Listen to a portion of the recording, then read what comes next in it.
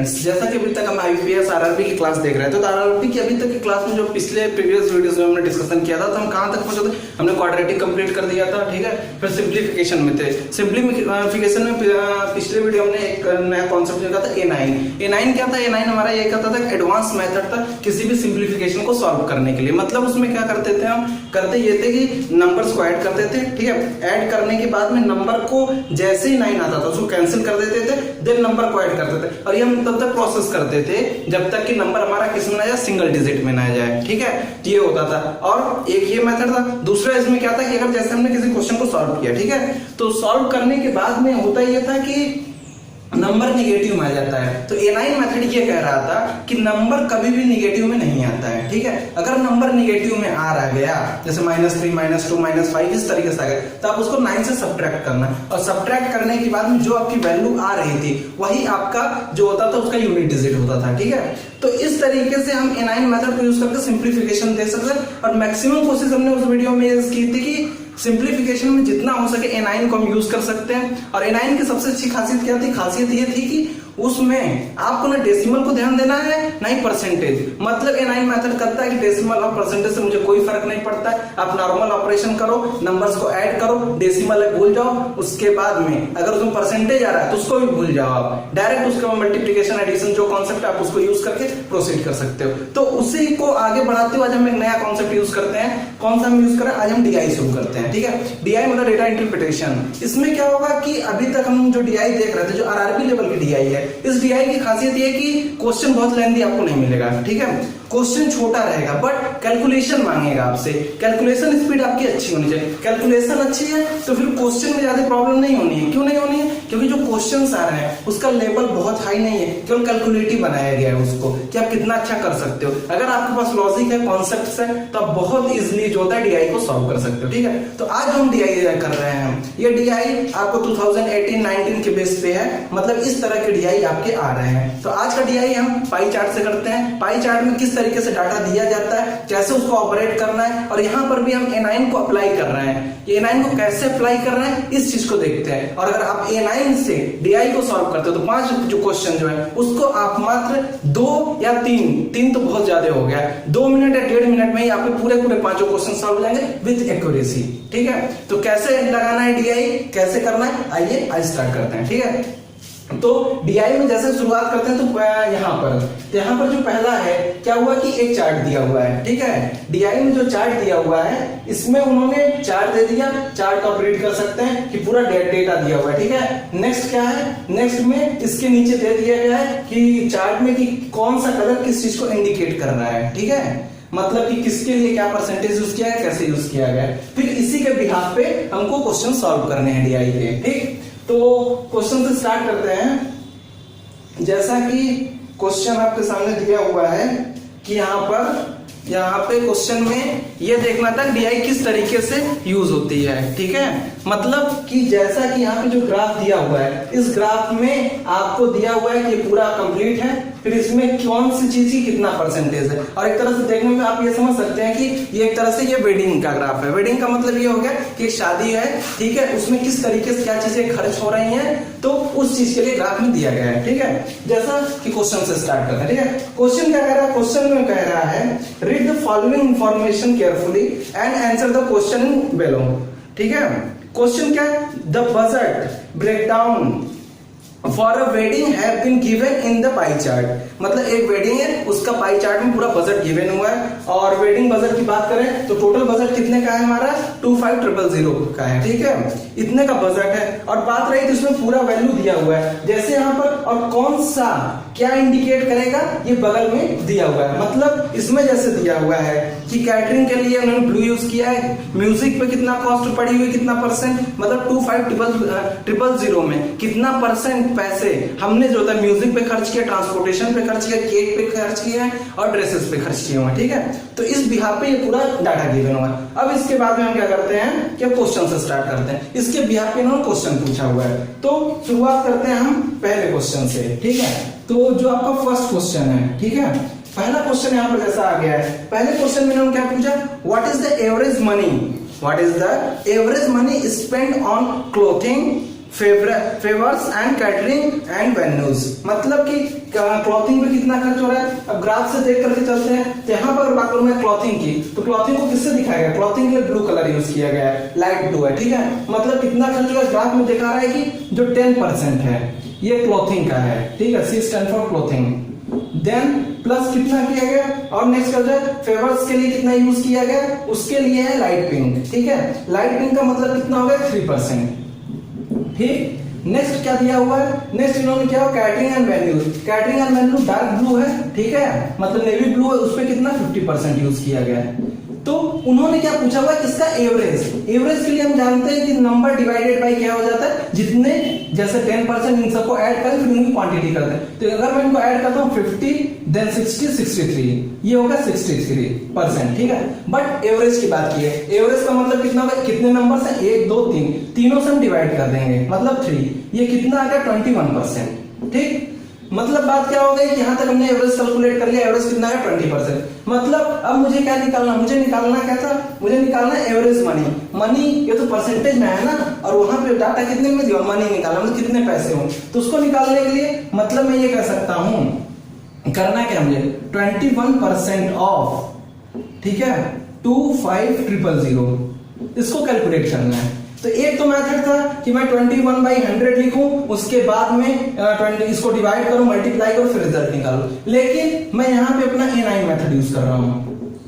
A9 क्या करता है, A9 कहता है कि जब भी आपको इस तरह की प्रॉब्लम मिल जाए, मतलब कि परसेंटेज भी रहे और कोई नंबर का निकालना रहे, तो आप भूल जाओ उस क्वेश्चन में परसेंटेज है, डायरेक्ट A9 यूज करो। A9 कहता है कि सबसे पहले नंबर का सम निकालो, 2 + 1 कितना हो गया, 2 + 1 3, ठीक है, परसेंटेज भूल गए। ऑफ का मतलब मल्टीप्लाई, 5 और 2 कितना हो गया 7, मतलब अगर मैं इसका डिजिट सम निकालूं कितना हो जाएगा 7 3 21, 21 का मतलब कितना हो गया 3, ठीक है।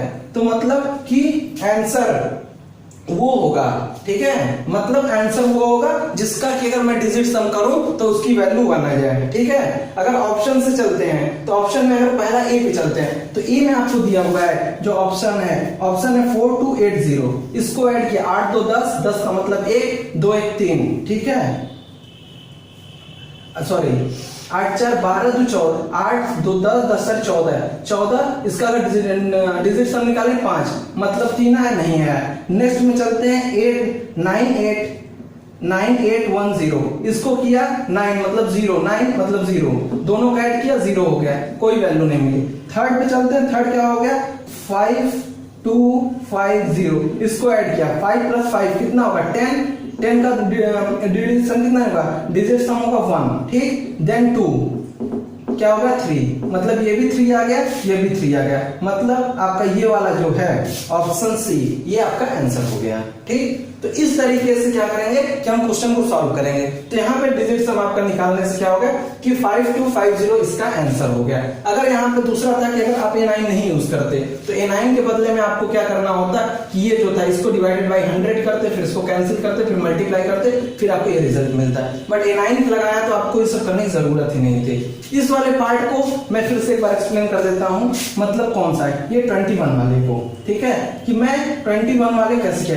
एवरेज तक तो कोई दिक्कत नहीं, सभी लोग निकाल लेंगे, ठीक है। एवरेज के बाद जो बात आती है A9 का, तो एवरेज हमने निकाले, एवरेज हमारा कितना आ गया था 21% ऑफ कितना था 25000।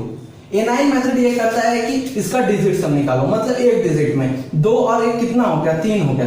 परसेंटेज का कोई मतलब नहीं है, ऑफ का मतलब क्या होता है मल्टीप्लाई, इसका डिजिट सम निकालो 0 0 0, 5 और 2 7, इसका डिजिट सम कितना हो गया 7 तरीके से इस 21, ठीक है।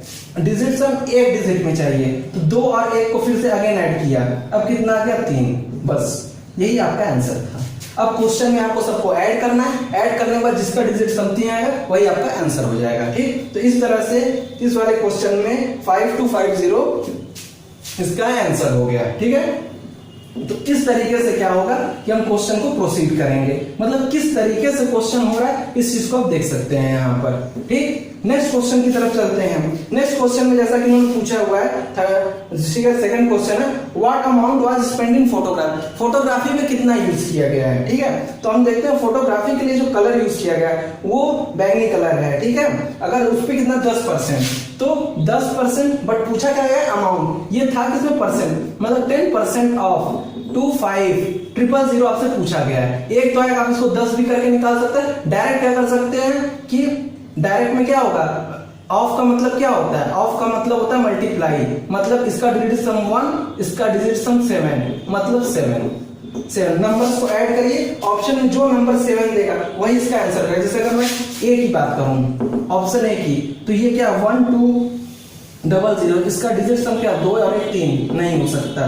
बी की मैं बात करूं तो बी कितना हो गया 2500, मतलब 7, ये मिल गया आपको, कहानी खत्म। मतलब इसका डिजिट सम 7, ये भी 7 मिल गया, ये 7 मिल गया, आपका ये आंसर हो गया, ठीक। तो यहाँ पर ये स्टेप तो आपको करना पड़ा, लेकिन अगर आप इस तरह से देख लेते हो तो इसको आपको यहाँ पेन भी उठाने की जरूरत नहीं थी। क्यों नहीं उठाने की जरूरत थी, इसलिए नहीं जरूरत थी क्योंकि यहाँ पूछा था फोटोग्राफी में कितना हो, फोटोग्राफी मैंने देखा 10% यूज हो रहा है, 10% यूज हो रहा है, मतलब क्या होगा कि 10 का डिजिट सम कितना होगा 1 होता है, और अमाउंट कितना था 52,000, 52,000 मतलब कितना होगा 5 और 2 7, मतलब जिसका 7 होगा डिजिट सम वही मेरा ऑप्शन आंसर होगा।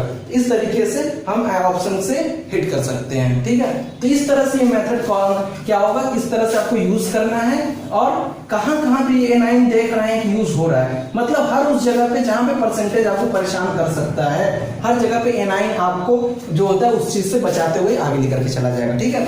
नेक्स्ट क्वेश्चन अगर मैं बात करूं तो क्वेश्चन नंबर 3 की, ठीक है। तो क्वेश्चन नंबर 3 जैसा कि है, तो उसमें इन्होंने पूछा what is the ratio amount spend on transportation to the amount spend on favours, ठीक है। तो यहाँ पे अगर बात करूं तो यहाँ पर भी C9 यूज करते हैं, बट यहाँ पर क्या करते हैं हम ट्रेडिशनल मेथड से भी आसानी से क्वेश्चन सॉल्व कर सकते हैं। कैसे, जैसे कि मैंने देखा कि व्हाट इज द रेशियो निकालना है मुझे स्पेंड ऑन ट्रांसपोर्टेशन। ट्रांसपोर्टेशन किससे दिखाया गया है, ग्रीन से दिखाया गया है, ठीक है। ट्रांसपोर्टेशन किससे दिखाएगा आपका ग्रीन से, और कौन सा ग्रीन है, डार्क ग्रीन है, ठीक है। लाइट ग्रीन वाला नहीं है, लाइट ग्रीन वाला कौन है, वो माइस का है, ठीक है। तो 1%, ठीक है। तो 1% कितना यूज किया गया, 1% ऑफ 25,000, ठीक है। अगर इसका मैं 1% निकालता हूं तो ट्रेडिशनल मेथड में क्या होता है, इसका मतलब हो गया कि भाई 1/100 मल्टीप्लाई बाई 25,000, ठीक है। 100 से ये 2 टाइम्स में कट गया, अगर इसको मल्टीप्लाई करते हैं तो आ जाता है 250, ठीक है। ये हो गया एक। दूसरा वाला कौन सा था, दूसरा वाला है कि भाई ये तो किसका आ गया, ये तो आ गया हमारा ट्रांसपोर्टेशन का। दूसरा किस पे करना है, स्पेंड ऑन फेवर्स, ठीक है। फेवर्स की बात करूं, फेवर्स में क्या यूज किया गया है मेरा कि पिंक कलर, ठीक है। अब पिंक कलर की परसेंटेज कितना है 3%, मतलब 3% ऑफ 25,000, यही तो पूछा है। 3/100 मल्टीप्लाई बाई 25,000, ठीक है। 0 0 का 0 0 का 25 का मल्टीप्लाई करेंगे 75,000, ठीक है। और रेशियो जो भी पूछा गया क्वेश्चन में, इसीलिए रेशियो निकालने के लिए भाई 750 किया, 0 0 कटा, 25 से कम 25, 25 टाइम 75, मतलब 1:3 आपका आंसर, ठीक है। तो इस तरीके से मैं ये नहीं कहता हूं आप हर जगह C9 को ही लगाओ, C9 आप वहां पे लगाओ जहां पर कि आपको परसेंटेज परेशान करता है। यहाँ परसेंटेज परेशान करने की कोई जरूरत ही नहीं, क्योंकि 1% निकालना था, सीधे 100 से कट गया, ये मिल गया। 3% निकालना था, यहाँ पे 0 0 कट गया, मल्टीप्लीकेशन सिंपल थी, इसलिए हमने डायरेक्ट अप्रोच यूज कर लिया, ठीक है। तो इस तरीके से हम क्वेश्चन को प्रोसीड करते हैं, ठीक है। आइए नेक्स्ट क्वेश्चन पे चलते हैं, ठीक है। जैसा कोई नेक्स्ट क्वेश्चन कौन सा, मैं बात कर रहा हूं क्वेश्चन नंबर 4 की, ठीक। तो इस तरीके से मेथड्स आपको सभी पते होने चाहिए, और फिर किस तरह से डील करना है वो फिर क्वेश्चन को देख करके हम अपने हिसाब से करेंगे। जहां A9 लगेगा A9 लगाएंगे, जहां A9 नहीं लगेगा वहां पे नॉर्मल मेथड से भी चल के हम क्वेश्चन को सॉल्व कर देंगे, ठीक है। नेक्स्ट क्वेश्चन की मैं बात कर रहा हूं, तो नेक्स्ट क्वेश्चन आपको दिया हुआ है what is the ratio, sorry ratio वाला हो गया, 1:3 हो गया, ठीक है। नेक्स्ट क्वेश्चन है what is the difference between the amount spend on catering and the combined amount spend on clothing and cake, ठीक है। मतलब कि डिफरेंस निकालना है किसका, कि कैटरिंग पे मेरा कितना खर्च हुआ है और उसके बाद क्लॉथिंग पे कितना खर्च हुआ है, ठीक है। तो अगर यहाँ पे मैं बात करूं तो यहाँ पर भी A9 को यूज कर सकते थे, बट यहाँ पर अगर मैं देख रहा हूँ डिफरेंस की बात हो रही है तो यहाँ पर मैं उसको यूज करता हूँ। बट यहाँ पे अगर A9 में यूज करता हूँ मुझे एक प्रॉब्लम हो जाती है। प्रॉब्लम क्या हो जाती, A9 यहाँ पे थोड़ा सा ये करता है कि जब आप ऑप्शन मैच कराते तो वहां पे थोड़ा सा आपको मिसअंडरस्टैंडिंग हो सकती थी। इसलिए इसको क्या करेंगे कि हम डायरेक्ट जो होता है अपने अप्रोच से यूज करते हैं। अप्रोच क्या यूज कर रहे हैं, क्वेश्चन करा what is the difference between the amount spend on catering, ठीक है। तो कैटरिंग पे कितना खर्च हुआ है 50%, ठीक है। 50% की मैं बात करूं तो 50% किसका 25,000 का ना, इसका 50% आप निकाल दो कितना हो जाएगा, ठीक है। तो 50 परसेंटेज को हटाया, divide by 100 multiply by 25,000, zero से गया 0, 0 से गया 0, 25 से अगर मल्टीप्लाई करते हैं तो यह आ जाता है 125, ये 0 ये 0, 00, ये आ गया कैटरिंग का, ठीक है। नेक्स्ट में आपको क्या पूछा गया है, नेक्स्ट में पूछा है उन्होंने कि catering and combined amount between the catering and the combined amount of clothing and cake, ठीक है। तो क्लॉथिंग की मैं बात करूं तो क्लॉथिंग पे कितना खर्च हो रहा है 10%, केक पे कितना हो रहा है 3%, मतलब क्लॉथिंग पे 10%, क्लॉथिंग पे 10% और केक पे 3%, मतलब टोटल कितना हो गया 13% हो गया, ठीक है। जो दूसरा खर्च हो रहा है 13% की मैं बात करूं तो 13% ऑफ कितने का 25,000 का, ठीक है। इसको सॉल्व किया तो कितना हो गया 13/100 मल्टीप्लाई बाई 25,000, 0 से गया 0, 0 से गया 0, ठीक है। 25 से मल्टीप्लाई किया 3 में, 25 से 75, 75 मतलब 5, 7 कैरी ओवर, ठीक है। 25 से कम 25 और 25 और 7 कितना हो जाएगा 25 5 30 32, 32 और 0 अपनी जगह पे, ठीक है। इसको इसमें से माइनस कर देते हैं, मतलब 3 इसको कितना होगा, ठीक है। इसको यहां पे माइनस कर देते हैं,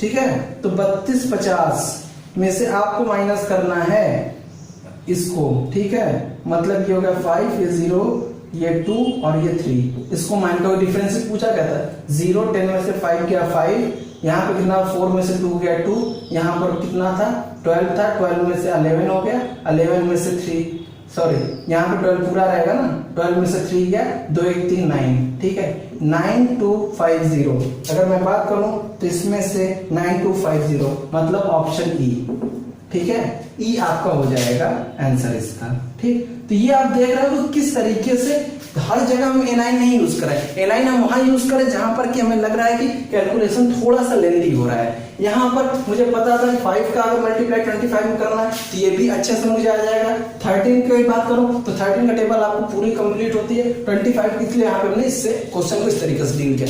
नेक्स्ट क्वेश्चन की तरफ प्रोसीड करते हैं, ठीक है।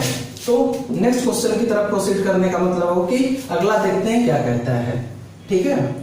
तो इस तरह से क्या होता है कि जो लेवल है आरआरबी का वो बहुत हार्ड नहीं है, केवल प्रैक्टिस अच्छी है तो आप आराम से क्वेश्चन को स्मूथली करते चले जाएंगे और आपको कोई प्रॉब्लम नहीं। तो नेक्स्ट क्वेश्चन पे चलते हैं, ठीक है। तो जैसा कि नेक्स्ट क्वेश्चन दिया हुआ है कि आपको लास्ट है मतलब 5th क्वेश्चन कि if 12% of money spend on catering and venue was to be saved, मतलब कि जितना भी कैटरिंग और उस पे पैसे खर्च हो रहे हैं उसमें का 12% सेव किया जा रहा है, and amount spend on the decoration is increase by 2%, मतलब जितने पैसे आपके डेकोरेशन पे खर्च हो रहे थे पहले जितने परसेंट उससे 2% और अधिक खर्च हो रहा है।